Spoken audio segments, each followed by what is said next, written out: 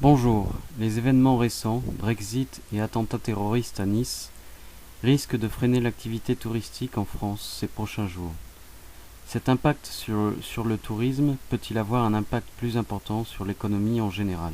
Tout d'abord, on constate que la France est parmi les pays les plus visités au monde, de par son climat, son histoire, avec ses nombreux monuments, sa géographie, avec ses plages et ses montagnes. La France a des atouts nombreux pour attirer les touristes. Mais de quelle nationalité sont les touristes qui visitent la France? Les Anglais sont les principaux visiteurs et on les retrouve sur l'ensemble du territoire.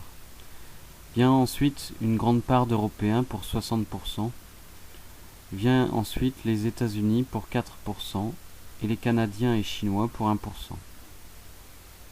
Le Brexit peut voir la part des touristes anglais diminuer. Les attentats risquent de freiner le tourisme extra-européen. Mais au final, la large part des touristes européens devrait rester assez stable, de par le fait que d'autres destinations paraissent moins sûres, telles la Turquie, l'Égypte ou la Tunisie.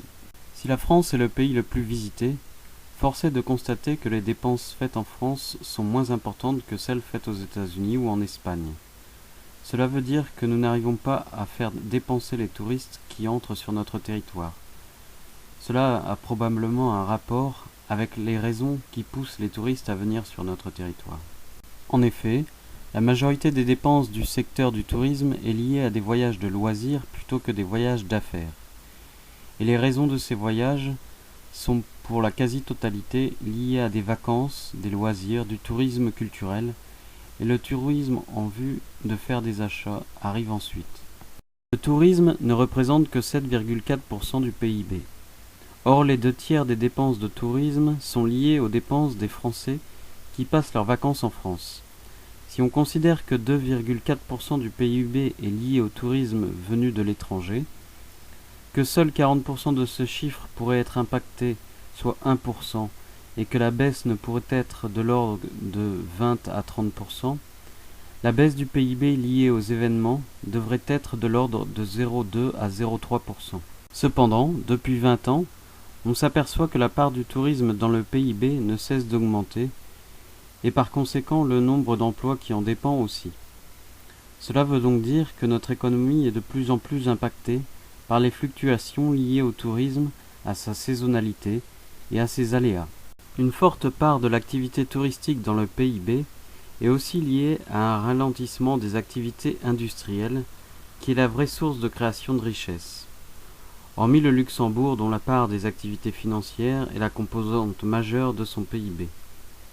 La Grèce, la France, le Portugal, l'Italie, l'Espagne sont tous des pays qui misent de plus en plus sur le tourisme et de moins en moins sur leurs activités industrielles. Bizarrement, ce sont les pays qui connaissent le plus de difficultés et de fluctuations. Le fait est que l'activité touristique est l'activité qui pâtit le plus d'une conjoncture économique mondiale difficile et de l'influence de la géopolitique. Mais le secteur du tourisme connaît aussi des bouleversements structurels. Ici, nous avons le nombre de personnes employées en fonction des secteurs d'activité. Ainsi, les agences de voyage et voyagistes sont en perte de vitesse au détriment des autres services de réservation. Les modes d'hébergement aussi ont changé.